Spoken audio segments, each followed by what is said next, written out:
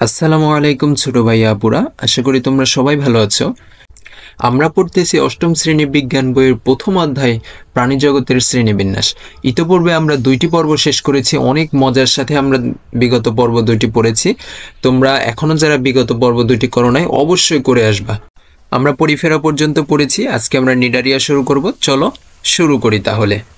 পর্ব number 2, Cnidaria. নিডারিয়ার সামনে কিন্তু সি আছে, ঠিক আছে, কিন্তু সিটা সাইলেন্ট থাকে, এই সিটা সাইলেন্ট থাকে। নিডারিয়া, নিডারিয়া, সি বাদ দিয়ে উচ্চারণ করে দেখো নিডারিয়া, কিন্তু সি সামনে সি থাকবে, সি আমাদের উচ্চারণ করা লাগবে। সরি, সি আমাদের উচ্চারণ করা লাগবে না, কিন্তু সি বানান লেখার সময় আমাদের লেখা লাগবে, ঠিক আছে। আচ্ছা, নিডোসাইট নামক বিশেষ বৈশিষ্ট্যপূর্ণ কোষের নাম থেকে এই পর্বের নামকরণ করা হয়েছে। নিডোসাইট নামক বিশেষ বৈশিষ্ট্যপূর্ণ কোষের নাম থেকে এখন কথা হচ্ছে নিডোসাইট কি। নিডোসাইট আমরা একটু পরে জানবো, একটু ওয়েট।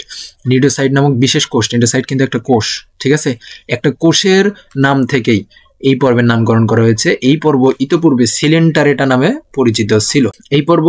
সিলেন্টারেটা নামে পরিচিত ছিল। স্বভাব বাসস্থান, পৃথিবীর প্রায় সব অঞ্চলে এই পর্বের প্রাণীরা দেখা যায়। এদের অধিকাংশ প্রজাতি সামুদ্রিক, তবে অনেক প্রজাতি খাল, বিল, নদী, হ্রদ আরবারে হচ্ছে ঝর্ণা ইত্যাদিতে দেখা যায়। এই পর্বের প্রাণীগুলো বিচিত্র বর্ণ ও আকার আকৃতির হয়। এদের কিছু প্রজাতি এককভাবে, আবার কিছু প্রজাতি দলবদ্ধভাবে কলোনি গঠন করে বসবাস করে। কিছু প্রজাতি একা একা বসবাস করে, হ্যাঁ, একাকী জীবন তাদের। আর কিছু কিছু প্রজাতি আছে দলবদ্ধভাবে বাস করে। আচ্ছা, এরা সাধারণত পানিতে ভাসমান কাঠ, পানির উপরে ভাসমান কাঠ, অনেক কাঠ, পাতা, এগুলো অনেক কিছু ভাসে না পানির উপরে, এগুলোর সঙ্গে দেহকে আটকায় রেখে বা মুক্তভাবে সাঁতার কাটে, ঠিক আছে, সাধারণ বৈশিষ্ট্য। আচ্ছা, এদের দেহে 2টি ভ্রূণীয় কোষ স্তর দ্বারা গঠিত। দেহের বাইরের দিকের স্তরটি অ্যাক্টোডার্ম, ভিতরের স্তরটি এন্ডোডার্ম। এখন কোষ স্তর কি? কোষের উপরে একটা বেড়া থাকে, ঠিক আছে। কোষের উপরে ধরো যে জামা পরানো থাকে, সোজা কথা বলতে গেলে আমাদের যে দেহের যত কোষ, এই কোষগুলোর উপরে, সবগুলো কোষের উপরে জামা থাকে, বা বইয়ের ভাষায় বলতে গেলে স্তর থাকে। এই স্তরটা আমরা মানুষ না, আমাদের মানুষের এই কোষ স্তর 3টা ভাগে বিভক্ত। কোষ স্তর 3টা ভাবে বিভক্ত। আমাদের মানুষের কোষ স্তর কয় ভাগে বিভক্ত? 3 ভাগে। এটা কিন্তু খাতাতে লিখে নিবা, আমি যেটা বলতেছি এটা খাতাতে লিখে নিবা বা বইয়ে লিখে নিবা। আমাদের মানুষের কোষ স্তর 3টা ভাবে বিভক্ত। কি কি? Ectoderm, endoderm, mesoderm. Ectoderm, mesoderm, endoderm. Mesoderm মাঝখানে, ঠিক আছে। অ্যাক্টোডার্ম, এন্ডোডার্ম, বারবার ভুল হয়ে যাচ্ছে। অ্যাক্টোডার্ম, মেসোডার্ম, এন্ডোডার্ম, ঠিক আছে। মেসো মাঝখানে, মতে মাঝখানে, টেকনিক দিয়ে মনে রাখবা, মতে মাঝখানে। এখন আমরা তো, আমাদের কোষ স্তর 3টা, অ্যাক্টোডার্ম, মেসোডার্ম, এন্ডোডার্ম। অ্যাক্টোডার্ম হচ্ছে একদম বাহিরের, আমরা এই যে উপরে আমাদের চামড়ার উপরে হাত দিলে যে অংশ আমরা টাচ করতে পারি সেটা হচ্ছে অ্যাক্টোডার্ম। সেটা কি? সেটা হচ্ছে অ্যাক্টোডার্ম। আর ভিতরে বা এই চামড়ার অপর পৃষ্ঠটা হচ্ছে এন্ডোডার্ম, আর মাঝখানের অংশ হচ্ছে মেসোডার্ম। মেসোডার্ম, এইটা মনে রাখবা, মাঝখানে মাঝখানেটা হচ্ছে মেসোডার্ম। আর এন্ডোডার্ম, এই যে এন্ডোডার্ম, এই ওয়েট, এন্ডো ভেতরে, একটো মানে বাহিরে, ঠিক আছে। একটো মানে বাহিরে, এন্ডো মানে ভেতরে। আর ডার্ম, এই যে ডার্ম অংশটুকু আছে, ডার্ম মানে কি? ত্বক। ডার্ম মানে ত্বক। আর এন্ডো মানে ভেতরে, ডার্ম মানে ত্বক। একটো মানে বাহিরে, ডার্ম মানে ত্বক। এই ডার্ম মানে ত্বক। মেসো মানে মাঝখানে, ডার্ম মানে ত্বক, মাঝখানের ত্বক, ঠিক আছে। আচ্ছা, কিন্তু এই নিডারিয়া যে পর্ব আছে, নিডারিয়া পর্বের যে প্রাণীগুলো আছে, এদের 2টা কোষ স্তর। আমরা মানুষ, আমাদের কোষ স্তর 3টা, ওদের হচ্ছে 2টা।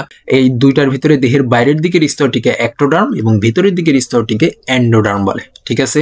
তার মানে আমি যদি এই লাইনটা যদি আমি সারমর্ম করি, সারমর্মটা হচ্ছে যে আমরা মানুষ, আমাদের 3টা স্তর আছে, বাইরেরটা অ্যাক্টোডার্ম, মাঝখানেরটা মেসোডার্ম, ভেতরেরটা এন্ডোডার্ম। কিন্তু এই নিডারিয়া পর্বের প্রাণীদের কোষ স্তর আছে হচ্ছে 2টা, বাইরেরটা অ্যাক্টোডার্ম, ভেতরেরটা এন্ডোডার্ম। আচ্ছা, এখন দেহ গহ্বরকে সিলেন্টারন বলে। এখন গহ্বর কি? গহ্বর মানে সোজা কথায় মনে রাখবা গর্ত। কালো হয়ে গেছে। গহ্বরকে সোজা ভাষায় মনে রাখবা গর্ত।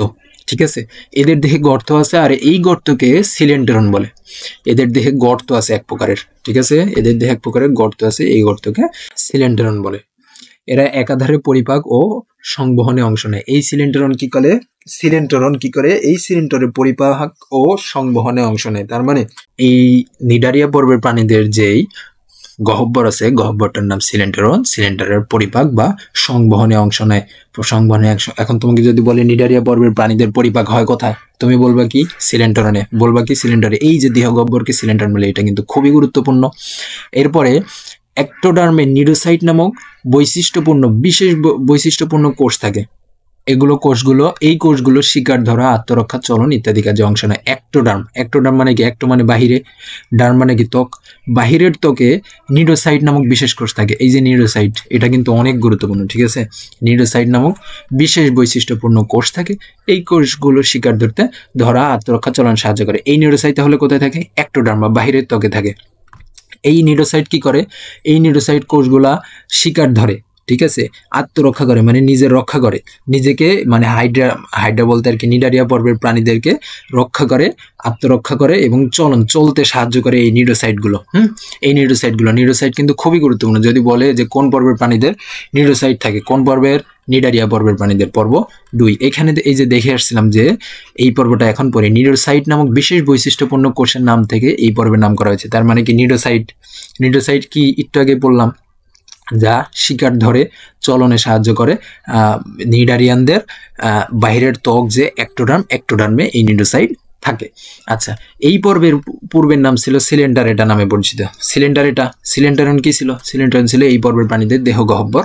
এই সিলেন্ডারেটা নিডারিয়া পর্বের আগের নাম ছিল, এখনকার নাম কি? নিডারিয়া, ঠিক আছে, আগের নাম ছিল সিলেন্ডারেটা। তার মানে এই পর্বের উদাহরণ আছে দুইটা, একটা হচ্ছে হাইড্রা আর একটা হচ্ছে ওবেলিয়া। এখন হাইড্রা সম্পর্কে অনেক কিছু জানার আছে, তো এগুলো তোমাদের এই ক্লাসে দেয় নাই। জাস্ট আমি এতটুকু একটা বলি, একটা ইন্টারেস্টিং গল্প হাইড্রা সম্পর্কে, যে হচ্ছে একটা রূপকথার গল্প ছিল, ঠিক আছে। রূপকথার গল্পে একটা প্রাণী ছিল, যে প্রাণীটাকে এক রাজকুমার যতই মারে, মানে ধরো যে অস্ত্র দিয়ে বা তলোয়ার দিয়ে যতই কেটে ফেলতেছে, সে আরো জন্ম নিচ্ছে, ঠিক আছে, যতই কেটে ফেলতেছে সে আরো জন্ম নিচ্ছে। এই হাইড্রাটা এমন, আমরা জানি কি যে সব প্রাণীর মৃত্যু হবে, বা সব প্রাণীর মৃত্যু হয়, কিন্তু এই হাইড্রা হচ্ছে এক্সেপশন। হাইড্রার জেনেটিক্যালি নিয়ন্ত্রিত মৃত্যু থাকে, কিন্তু হাইড্রাকে তুমি ইচ্ছা করলে মেরে ফেলতে পারবা না। তুমি হাইড্রাকে নিয়ে যত টুকরাই করো, সেটা আরো ওই টুকরোগুলো থেকে এক একটা করে হাইড্রা উৎপন্ন হবে, ঠিক আছে। হাইড্রা কিন্তু সে একটা ইন্টারেস্টিং বিষয়, তোমরা ইউটিউবে সার্চ দিয়ে দেখবা প্রয়োজনে হাইড্রা কি, ঠিক আছে। এখন এখানে আমাদের এত কিছু জানা লাগবে না, আমরা জাস্ট উদাহরণটা মনে রাখবা, হাইড্রা ওবেলিয়া। উদাহরণ কি? হাইড্রা ওবেলিয়া। তাহলে আমরা যদি নিডারিয়ার যদি সামগ্রিক সারমর্মটা গড়ি, যে দেহ দুটি ভ্রূণীয় কোষস্তর দ্বারা গঠিত, দেহের বাইরের দিকের স্তরটি অ্যাক্টোডার্ম, ভিতরের দিকের স্তরটি অ্যান্ডোডার্ম, দেহ গহ্বরকে সিলেন্ডারন বলে। এটা একাধারে পরিপাক সংবহনে অংশ নেয়। অ্যাক্টোডার্মে নিডোসাইট নামক বৈশিষ্ট্যপূর্ণ কোষ থাকে। এই কোষগুলো শিকার দ্বারা, আত্মরক্ষা, চলন ইত্যাদি কাজে সাহায্য করে। উদাহরণ হাইড্রা ওবেলিয়া, ঠিক আছে। তোমাদের আজকের পর্বটি কেমন লাগলো অবশ্যই তোমরা কমেন্টে জানাবা। নেক্সট পর্ব দেখার জন্য তোমাদেরকে আমন্ত্রণ রইল। আসসালামু আলাইকুম।